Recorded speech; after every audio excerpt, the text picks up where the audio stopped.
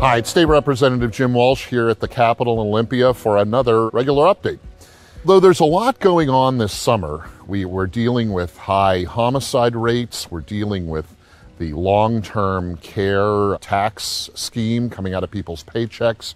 The issue that remains top of mind for most of the people who contact me is the price of gas and diesel. Now, I know we've talked about it several times already in these updates, but it remains really the top priority for most people contacting me and other legislators and elected officials here at the state capitol.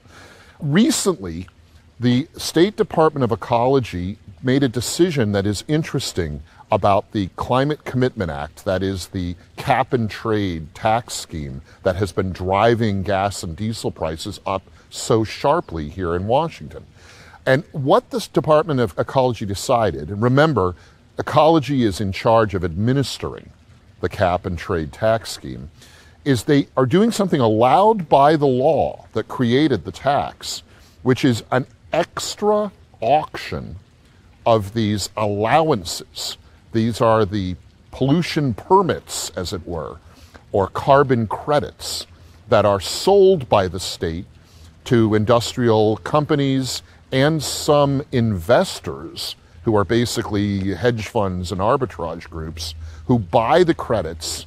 This is the permission to pollute, the allowance, as the bureaucrats call it, and either use them to make things or keep them and sell them to people who use them to make things in a secondary market.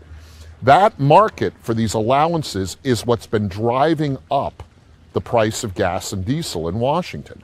So the State Department of Ecology, in charge of administering the program, has done an extra auction cycle, an extra sale of these allowances. And it's something anticipated in the law that created the cap and trade tax scheme. The State Department of Ecology, the bureaucrats who administer the program, have an allowance price containment reserve. What this is the ability to sell extra permits to pollute.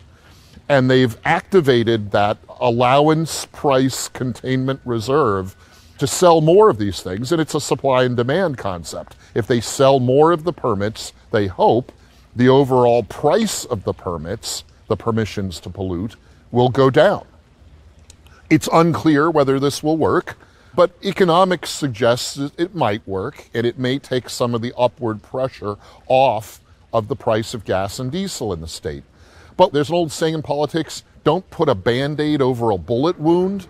I think it's kind of a Band-Aid over a bullet wound. I'm not sure it is the foundational structural reform that cap and trade system would need to really stop putting an upward pressure on the price of gas and diesel. I suspect it'll just be a temporary relief and not change the overall trend upward on prices.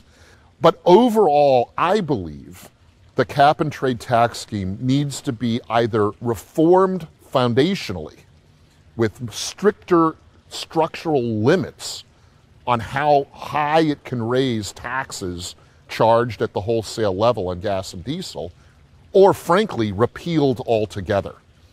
I'm not sure that the cap and trade tax scheme can ever work in a way that will reduce carbon outputs, which frankly it doesn't do, without running up the taxes charged to people who need to drive to work or to drive to see the doctor or see family or whatever.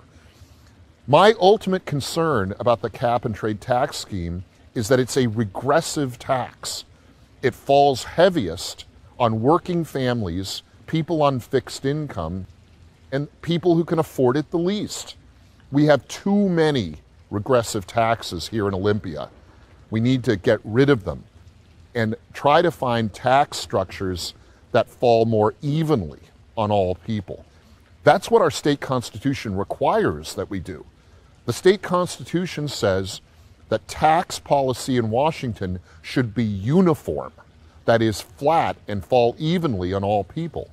The cap and trade tax scheme doesn't do that, and the use of this emergency relief mechanism isn't going to change the foundational problems with the cap and trade scheme.